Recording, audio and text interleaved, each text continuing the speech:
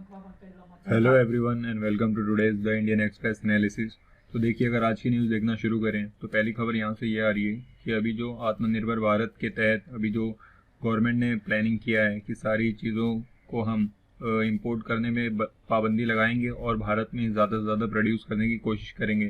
तो उसके लिए भी सोलार इक्विपमेंट को काफ़ी तवज्जो दी जा रही थी और भी ज़्यादा लोगों को इन्वाइट किया गया था कि इस लाइन में आएँ और ज़्यादा से ज़्यादा मैन्युफैक्चरिंग करें सोलार इक्विपमेंट्स की। तो अभी देखा गया है कि काफ़ी लोगों ने बिडिंग की है और ज़्यादा से ज़्यादा प्लेयर सामने निकल कर आ रहे हैं। तो ये एक चीज़ अभी देखने को मिली है कि किस तरीके से जो सोलार इक्विपमेंट्स के लिए भारत ज़्यादातर चाइना पे डिपेंडेंट रहा करता था, तो अभी इसकी मैन्युफैक्चरिंग बढ़ाई गई है। और दूसरी न्यूज़ अगर हम देखें तो यहाँ पर अभी देखिए यूएसए की बात निकल कर आ रही है। जैसा कि नवंबर में ही अभी यूएसए में इलेक्शन होने वाला है, तो वहाँ के जो डोनाल्ड ट्रंप के अपोजिट में हैं जो बिडेन साहब, ठीक है, तो इन्होंने अभी वाइस प्रेसिडेंट के लिए कमला देवी हैरिस इनका नाम सामने रखा है कि जो वाइस प्रेसिडेंट बनेंगी उनको उनके कैंडिडेट के लिए इनका नाम लाया गया है। तो काफ़ी ये एक इम्पॉर्टेंट बात है इंडिया के लिए, क्योंकि ये इंडियन इनके जो पूर्वज है वो इंडिया से बिलोंग करते हैं, तो इंडिया के लिए काफ़ी इम्पॉर्टेंट बात है ये। तो अब नवंबर में देखने वाली बात ये होगी कि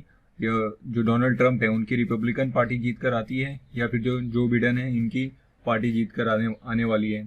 और अभी ज़्यादातर अनुमान यही लगाया जा रहा है कि जो बिडेन है उनकी ही जीतने की ज़्यादा चांसेस है, क्योंकि डोनाल्ड ट्रंप का नाम अभी काफ़ी ख़राब चल रहा है। और अगर ये वाली न्यूज़ देखें तो यहाँ पर बताया जा रहा है किस तरीके से अभी बेंगलुरु में एक एफबी पोस्ट की वजह से काफ़ी वहाँ पर मॉब वायलेंस देखने को मिला है।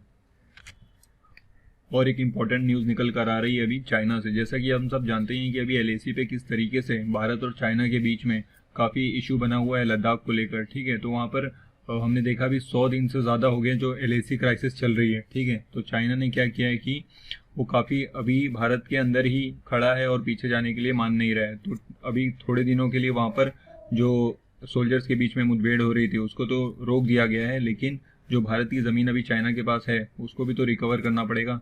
तो अभी भारत के एनवॉय और जो चाइना के काउंटर पार्ट है उनके बीच में इसको लेकर बातचीत हो रही है। अगली न्यूज़ निकल कर आ रही है राजस्थान से। तो जैसा कि हम सब जानते हैं अभी राजस्थान में जिस तरीके से पॉलिटिकल क्राइसिस चल रहा है, वहाँ के जो चीफ मिनिस्टर हैं अशोक गहलोत साहब और उनके जो डेप्यूटी चीफ मिनिस्टर थे सचिन पायलट साहब, ठीक है, उनके बीच में काफ़ी रिलेशन बिगड़ गए थे, क्योंकि ज़्यादा से ज़्यादा काम किया था सचिन पायलट साहब ने और चीफ मिनिस्टर की पोस्ट मिल गई थी अशोक गहलोत साहब को, ठीक है। तो अभी जो उनके बीच में कंटेंशन इशू बने हुए थे वो सबके सामने निकल कर आ गए थे। तो सचिन पायलट साहब हैं, उन्होंने उनके साथ जो एमएलएस थे उनको लेकर साइड हो गए थे। तो अभी जो कांग्रेस के सभी लीडर्स हैं उन्होंने मिलकर बातचीत की है और सभी लोगों को वापस लेकर आए हैं। तो देखने वाली बात होगी फ्यूचर में क्या ये दोबारा कांग्रेस को ही ज्वाइन करते हैं या क्या निकल कर सामने आने वाला है। तो इसी टॉपिक से रिलेटेड आज आप कह सकते हो एडिटोरियल में भी काफ़ी अच्छे से डिस्क्राइब किया गया है कि किस तरीके से भारत में जो एंटी डिफेक्शन लॉ है वो नाम मात्र का ही रह गया है और इसका इतना ज़्यादा इफेक्ट देखने को मिल नहीं रहा है। अगर एडिटोरियल पेज की बात करें तो देखिए पहला आर्टिकल आज बात कर रहे हैं कमला हैरिस के बारे में जो अभी वाइस प्रेसिडेंट पोस्ट के लिए आई हैं। और दूसरा आर्टिकल अगर देखें तो यह बात कर रहे हैं सुप्रीम कोर्ट के बारे में। तो इसको काफ़ी फेमस जो हिस्टोरियन है रामचंद्र गुहा उन्होंने लिखा है। तो इसको देखेंगे ये सुप्रीम कोर्ट के बारे में क्या कह रहे हैं। और नीचे एक आध आर्टिकल आए हैं, वो आए हैं, देखिए अगर नीचे वाले आर्टिकल्स हम देखना शुरू करें तो ये वाला आर्टिकल आया है जो अभी एंटी डिफेक्शन लॉ है उससे रिलेटेड ये वाला आर्टिकल बात कर रहे हैं। तो इसको देखेंगे। और ये साइड में जो आर्टिकल आया है तो अभी किस तरीके से जो हिंदू सक्सेशन लॉ था 1956 का उसमें क्या चेंजेस लाए गए हैं तो वो बात करेंगे इसमें। तो देखिए पहला आर्टिकल अगर देखें जो कमला हैरिस का है तो इसमें दरअसल पूरा डिस्क्राइब किया गया है किस तरीके से वो अभी पहली जो ब्लैक वूमन आप कह सकते हो, क्योंकि वो इंडियन ओरिजिन की है, अमेरिकन मूल की है नहीं, तो किस तरीके से जो पहली वूमन निकल कर आई हैं जो वाइस प्रेसिडेंट पोस्ट के लिए लड़ रही हैं, ठीक है। तो और बहुत ज़्यादा चांसेस है कि वो जीत भी जाएं, क्योंकि वहाँ पर अभी डोनाल्ड ट्रंप के अगेंस्ट काफ़ी लोगों के जो मत हैं डोनाल्ड ट्रंप के अगेंस्ट से कोई भी उनसे खुश नहीं है। तो अभी काफ़ी दिक्कत की बात होने वाली है डोनाल्ड ट्रंप साहब के लिए कि वो किस तरीके से अपनी जो प्रेसिडेंटशिप है उसको बचा के रख पाते हैं या नहीं, ठीक है। और अगर हम बात करें भारत की पहलू से तो भारत के लिए कौन सही होगा, या डोनाल्ड ट्रंप की जो सरकार आएगी वो सही रहेगी या जो बिडेन की सरकार आएगी वो सही रहेगी। तो देखिए जो ट्रंप है वो भारत के लिए काफ़ी प्रो इंडिया है आप कह सकते हो, और जो बिडेन है वो भारत के लिए इतने सही इंसान नहीं है, ठीक है। उन्होंने काफ़ी भारत के अगेंस्ट बीच में बयान भी दिए थे। तो अगर ट्रंप सरकार में आते हैं तो भारत के लिए काफ़ी बेनिफिशियल होगा, और जो बिडेन आएंगे तो हो सकता है ये प्रो चाइनीज़ भी बन जाए, ठीक है। तो देखने वाली बात होगी कि वहाँ पर नवंबर में किसकी सरकार आती है। और अगर आर्टिकल की बात करें तो इसमें बेसिकली कमला हैरिस के बारे में ही ज़्यादा जानकारी दी गई है कि किस तरीके से वो वहाँ की फर्स्ट जो ब्लैक वुमन है वो निकल कर आई हैं वाइस प्रेसिडेंट पोस्ट के लिए, ठीक है। इससे पहले वहाँ पर आप बराक ओबामा जो काफ़ी फेमस थे उस टाइम पे, वो एक ब्लैक मैन थे जो प्रेसिडेंट बने थे। फिर उसी टाइम पे जो बिडेन है वो बराक ओबामा के टाइम पर ही वाइस प्रेसिडेंट थे, ठीक है। तो वो सारी इंफॉर्मेशन दी गई है, वो इतनी इंपॉर्टेंट है नहीं। और अगर ये वाली बात करें, सुप्रीम कोर्ट वाली बात, जो रामचंद्र गुहा ने आर्टिकल लिखा है, तो इसमें उन्होंने बताया किस तरीके से आज की डेट में सुप्रीम कोर्ट की जो इम्पोर्टेंस थी, आप कह सकते हो जो उसका रुतबा था वो कम होते जा रहा है, क्योंकि जो सुप्रीम कोर्ट है उन्होंने अपनी जो रिस्पेक्ट थी उसको मेंटेन कर नहीं रखा हुआ है। क्योंकि बहुत सारे ऐसे इंसिडेंट्स देखने को मिल रहे हैं जहाँ पर जो सुप्रीम कोर्ट है उसको एक्शन लेना चाहिए था, स्टेप इन करना चाहिए था, तो उसने किया नहीं है। जैसे यहाँ पर अभी बात की गई है, कश्मीर की बात की गई है कि किस तरीके से कश्मीर में अभी जो इंटरनेट सर्विसेज है उसके ऊपर काफ़ी रेस्ट्रिक्शंस है। वहाँ पर सिर्फ 2G सर्विसेज ही बहुत मुश्किल से मिल पा रही है। तो यहाँ पर बताया जा रहा है कि किस तरीके से वहाँ के स्टूडेंट्स को डिस्क्रिमिनेशन फेस करना पड़ रहा है। और भी जो बिजनेसमैन हैं, जो डॉक्टर्स हैं, उनको भी जो आप कह सकते हो इंटरनेट फैसिलिटी नहीं मिल रही है, इसकी वजह से वो पूरा पोटेंशियल अपना यूज़ नहीं कर पा रहे हैं। ये सारी बातें बताई हैं। इसके ऊपर सुप्रीम कोर्ट चुप है और कुछ इंटरमीडिएट करके एक्शन नहीं ले रहा है अपनी तरफ से। और यहाँ पर बात की गई है कोविड-19 में किस तरीके से गवर्नमेंट ने अथॉरिटेरिज्म दिखाया है, किस तरीके से सारी पावर सरकार के हाथ में चली गई थी और जो उनके मन में आया उन्होंने उस हिसाब से एक्शन लिया है। उस समय भी सुप्रीम कोर्ट ने अपनी तरफ से कोई भी इंटरफेरेंस करने की कोशिश नहीं की। तो ये सारी बातें इन्होंने पूरी लिखी हुई हैं कि किस तरीके से इनकी जो रिस्पेक्ट थी वो इन्होंने खुद ही धीरे धीरे कम करते जा रहे हैं। क्योंकि पहले काफ़ी रिस्पेक्ट से देखा जाता था सुप्रीम कोर्ट को और इन्होंने काफ़ी अच्छे स्टेप्स लिए थे, लेकिन अभी रिसेंट पास्ट में ही कुछ ऐसे इंसिडेंट्स हुए हैं जो सुप्रीम कोर्ट का नाम खराब कर रहे हैं, ठीक है। तो ये सारी बातें इन्होंने डिटेल में यहाँ पर बताई है और कह रहे हैं कि आने वाले समय में देखना होगा किस तरीके से ये सुप्रीम कोर्ट का जो एक नाम था उसको दोबारा उसी लेवल पे ला पाते हैं या नहीं। तो देखिए नेक्स्ट आर्टिकल नीचे अगर देखें, seal of justice, Supreme Court interpretation on the equal inheritance to daughter is one more step ensuring gender justice, ठीक है। यहाँ पर जेंडर जस्टिस की बात की गई है जो हिंदू सक्सेशन एक्ट 1956 का था। तो पहले क्या हुआ करता था कि 1956 में जब एक्ट बना था तो उसमें जो इनहेरिटेंस होता था, यानी जो वसीयत नहीं बनती थी, तो फिर जो आप कह सकते हो विरासत होती थी वो सन को मिल जाती थी, ठीक है। लेकिन फिर लॉ बनाया गया, इसके ऊपर भी काफ़ी कानूनी बातें हुई। फिर जो लॉ बनाया गया, फिर ऐसा बोला गया कि 2005 में एक लॉ बनाया गया, तब बोला गया कि सन को डॉटर को दोनों को मिलेगा, ठीक है, सन को और डॉटर को। लेकिन तब एक शर्त ये रखी गई कि जो फादर हैं वो अलाइव होने चाहिए, तभी जाके डॉटर को मिलेगा, नहीं तो नहीं मिलेगा। फिर अभी मुद्दा यही बन गया था कि ऐसा एक रेस्ट्रिक्शन क्यों लगाया गया है कि फादर को अलाइव होना चाहिए। तो अभी जो जजमेंट आई है उसमें इसको भी रिपील किया गया, इसको भी कैंसिल कर दिया गया है, जो रेस्ट्रिक्शंस लगी हुई थी कि फादर को अलाइव होना चाहिए। तो अभी ऐसा कर दिया गया है कि सन को भी मिलेगा और डॉटर को भी मिलेगा, ठीक है। तो यहाँ पर एक जेंडर जस्टिस की बात की गई है कि किस तरीके से इक्वालिटी को यहाँ पर प्रमोट किया जा रहा है। तो ये काफ़ी एक इम्पॉर्टेंट डिसीजन आया है अभी सुप्रीम कोर्ट के द्वारा। देखिए ये वाला अगर आर्टिकल देखें तो इसमें बात की गई किस तरीके से जो एंटी डिफेक्शन अभी देखने को मिल रहा है बहुत सारी जगह पे। तो जो एंटी डिफेक्शन लॉ बनाया गया था 52nd कॉन्स्टिट्यूशनल अमेंडमेंट एक्ट के तहत 1985 में, जो 10th शेड्यूल में दिया गया है, तो इसमें क्या दिया गया था कि कोई भी किसी भी पार्टी से जीत के आता है तो दूसरी पार्टी में नहीं जा सकता है। लेकिन हम क्या देख रहे हैं आजकल कि किस तरीके से इसको कोई भी इतनी इंपॉर्टेंस दे नहीं रहा है और जिसको मन में आता है वो दूसरी पार्टी में ज्वाइन हो जाता है, ठीक है। तो ये आर्टिकल वही कह रहा है कि क्या उस एक्ट की, उस लॉ की कुछ इंपॉर्टेंस बची है या फिर वो सिर्फ नाम के लिए बनाया गया है। तो जिस तरीके से हम देख रहे हैं कहाँ पर, राजस्थान में, मणिपुर में, यहाँ पर किस तरीके से पॉलिटिकल क्राइसिस चल रहे हैं। तो राजस्थान की बेसिकली बात की गई है, वहाँ पर किस तरीके से बीएसपी के भी 6 जो एमएलए थे वो उठकर आ गए सीधा कांग्रेस में, ठीक है। तो उनके अगेंस्ट में एंटी डिफेक्शन लॉ तो कुछ चला ही नहीं। और जो स्पीकर हैं वहाँ के, ठीक है, जो स्पीकर है उन्होंने भी केसेस को स्टे लगा कर रखा हुआ है। तो यहाँ पर बात की गई है they can lose their seat in the legislature for defying there party and if declare a डिफेक्टर they can not become a minister, ठीक है। तो कहा गया है कि ऐसे कुछ रूल्स लाने चाहिए कि अगर वो अपनी पार्टी छोड़ रहे हैं और दूसरी पार्टी में जा रहे हैं तो उन्हें एक नए इलेक्शंस लड़ने होंगे, ठीक है, तभी जाके वो पार्टी में रह सकते हैं या कोई मिनिस्टर की पोस्ट ले सकते हैं, लेकिन 6 महीने के गैप के बाद। ऐसा नहीं कि पार्टी आज छोड़ी और दूसरी जगह गए, बाई इलेक्शंस लड़े और सीधा ही मिनिस्टर बन गए, ठीक है।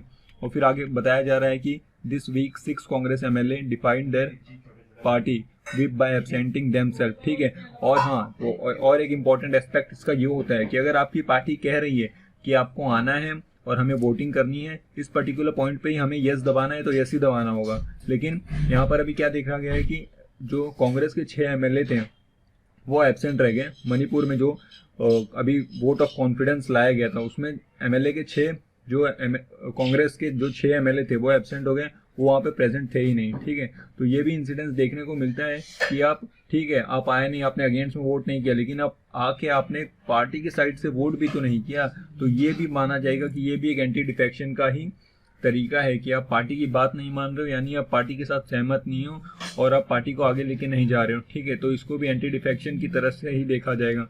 तो ये सारी चीज़ें चल रही हैं एंटी डिफेक्शन लॉ होने के बावजूद, ठीक है। और क्या बोला गया है कि जो पॉलिटिक्स में क्रिमिनलाइजेशन ऑफ पॉलिटिक्स है उसमें क्या हुआ, ये काफ़ी एक आप कह सकते हो हॉट टॉपिक है, क्रिमिनलाइजेशन ऑफ पॉलिटिक्स। इसमें बहुत सारे लोग क्रिमिनल बैकग्राउंड के भी आ जाते थे। तो हमने क्या किया है इसके लिए कि अगर कोई भी कन्विक्टेड है 2 साल तक तो उसको इलेक्शन नहीं लड़ने देने की ये हमने इस तरीके के रूल्स बना रखे हैं, ठीक है। और हमने क्या बोला है कि cannot stand for election but there is no restriction on the political parties to give ticket to individual who face criminal charges which are pending before court, ठीक है।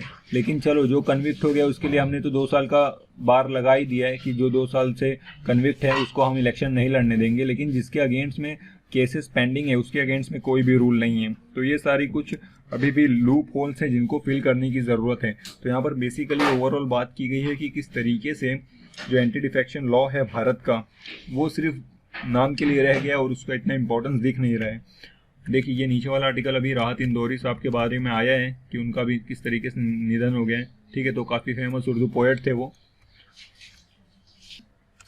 अगर आइडियाज़ पेज देखें तो आइडियाज़ पेज में आज 2 article आए हैं। देखिए ये पहला जो 2 आर्टिकल है तो राउंडर और the bit and pieces player, ठीक है। ये पूरा क्रिकेट के बारे में अपने लिए इंपॉर्टेंट है नहीं। और ये वाला बेसिकली इन्होंने अपने पर्सपेक्टिव से लिखा है किस तरीके से इन्होंने जो राम जी से रिलेटेड स्टोरीज वगैरह सुनी है। तो ये इतना इंपॉर्टेंट है नहीं, इन दोनों को नहीं डिस्कस करेंगे। अगर ये वाला आर्टिकल हम देखें तो इसमें बेसिकली वही एंटी डिफेक्शन की बात की गई है और इसमें एक मतलब जो मैंने ऊपर एक्सप्लेन किया है वही पूरा चीज़ें हैं दोबारा से, ठीक है। इसमें एक अच्छा वाला इंसिडेंस ये शेयर किया गया है कि जो गयाराम इंसिडेंस हुआ था, ठीक है। तो बेसिकली ऐसा ही इंसिडेंस पास्ट में हुआ था जब एक ही दिन में एक हरियाणा के आप कह सकते हो MLA थे जिन्होंने 3 पार्टियां चेंज की थी, ठीक है। तो उसके बाद से इनका ये काफ़ी फेमस हो गया था आयाराम गयाराम का जो स्लोगन है। उसके बाद से एंटी डिफेक्शन को थोड़ा सीरियस लिया गया कि हाँ इसके अगेंस्ट में भी लॉ वगैरह बनने चाहिए।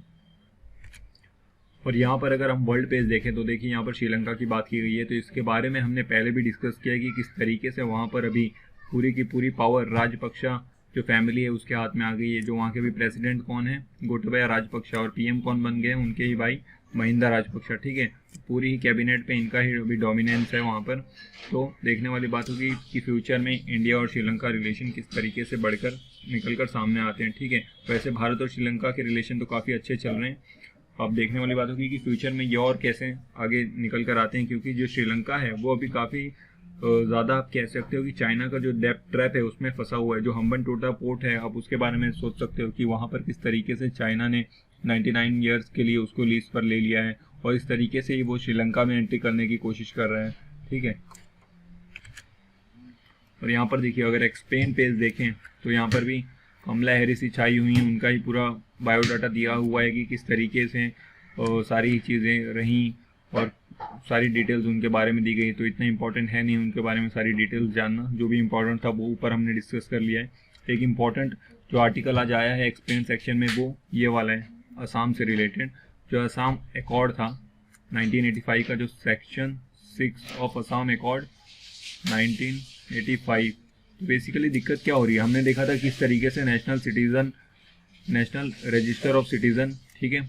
और हमने देखा था कि किस तरीके से वहाँ पर जो असम के इंडिजिनियस लोग हैं उनको लेकर किस तरीके से दिक्कत हुई थी, तो ठीक है। तो इसके लिए कट ऑफ डेट क्या रखी गई थी, 24 मार्च 1971 ये कट ऑफ डेट रखी गई थी कि इसके पहले जो भी वहाँ पे आया है तो वो वहाँ का इंडिजीनियस पीपल है, आसामीज़ हैं, और जो बाकी दूसरे असम के नहीं हैं, दूसरी जगह से आए, उनको भी इंडियन कंसीडर किया जा रहा था। नेशनल रजिस्टर ऑफ सिटीज़न में उनको नाम दिया जा रहा था कि हाँ आप इंडियन सिटीज़न हो। लेकिन अभी दिक्कत निकल कर ये आ रही है कि असामीज़, स्पेसिफिक असामीज़ कौन है, इसको लेकर काफ़ी विवाद चल रहा है कि असामीज़ जो वहाँ के इंडिजीनियस लोग हैं वो कौन है। तो इसके लिए अभी एक और कट ऑफ डेट की बात की गई है कि 1951 को कट ऑफ डेट लाया जाए, और इससे पहले जो यहाँ लोग रहते थे उनको ही इंडिजीनियस पीपल का जो टैग है वो दिया जाए, और जो इसके बाद लोग आए हैं, जैसे बहुत सारे लोग बंगाल से आ गए हैं, तो उनको जो 1951 के बाद आए हैं उनको असामीज़ का टैग नहीं मिलना चाहिए। मेन दिक्कत इसमें है, लोगों को डर है कि जो वहाँ के इंडिजीनियस लोग हैं उनकी संख्या कम हो जाएगी और जो बाहर से लोग आए हैं उनकी संख्या बढ़ जाएगी। ठीक है, तो अभी 1951 ये कट ऑफ डेट रखने की बात की जा रही है। अगर यहाँ पर हम इकॉनमी पेज देखें तो इसमें बताया जा रहा है कि किस तरीके से अभी जो Bharat net optical fibre project है इसके लिए कोई भी बिडर मिल नहीं रहा है। ठीक है, तो भारत नेट प्रोजेक्ट क्या है, तो इसके तहत इंडिया की इंटेंशन है कि जो पंचायत लेवल है वहाँ तक किस तरीके से इंटरनेट का पेनिट्रेशन पहुँचाया जाए, क्योंकि जो हमारे विलेज और रूरल एरियाज है वहाँ पर इंटरनेट की इतनी पहुँच है नहीं। तो अगर वहाँ पर भी इंटरनेट पहुँच जाएगा तो काफ़ी ज़्यादा डेवलपमेंट देखने को मिल सकती है। ठीक है, तो जो गांधी जी का हमारा विजन था कि सारी चीज़ें विलेजेस तक पहुंचने चाहिए। ठीक है, कि भारत जो है वो गांव में रहता है, और जो अब्दुल कलाम साहब का विजन था पूरा का जो उनका एम था पूरा, providing urban amenities in the rural areas. ठीक है, यानी जो शहरों की सुविधाएं हैं वो अगर गाँवों तक पहुंचा दी जाएं तो जो माइग्रेशन है वो रुक जाएगा। ठीक है, तो इसके लिए अभी कोई बिडर मिल नहीं रहा है, तो ये कौन चला, जो BSNL है उसके हाथ में है सारा काम। तो देखने वाली बात होगी कि क्या इसको कोई बिडर मिल पाता है इसको काम को आगे बढ़ाने के लिए, क्योंकि दरअसल हो सकता है इसमें जो प्राइवेट सेक्टर है उनको इतना प्रॉफिट दिख नहीं रहा होगा, इसलिए कोई बिडर सामने निकल कर आ नहीं रहा है। और यहाँ पर बात की जा रही है यूके की इकॉनमी की, तो ये यूके की इकॉनमी जो है वो सेकेंड क्वार्टर में रिसेशन में चली गई है। तो अगर रिसेशन की बात करें तो अगर आपका जो 2 क्वार्टर है कंटिन्यूस 2 क्वार्टर नेगेटिव ग्रोथ में चलता है, यानी ग्रोथ जो है वो नेगेटिव चली गई है, तो उसको रिसेशन कहा जाता है। ठीक है, और स्लो डाउन मतलब अपनी जो इकॉनमी है वो ग्रोथ उसकी कम हो रही है। अगर पहले 5 थी तो अब 2% ग्रोथ हो रही है, लेकिन नेगेटिव अगर 2 बार चली जाए तो उसको रिसेशन कह देते हैं। तो अभी बहुत सारी इकॉनमी की कंडीशन काफ़ी ख़राब चल रही है। तो इसी के साथ आज की इस वीडियो को हम समाप्त करते हैं। चलिए, शुक्रिया।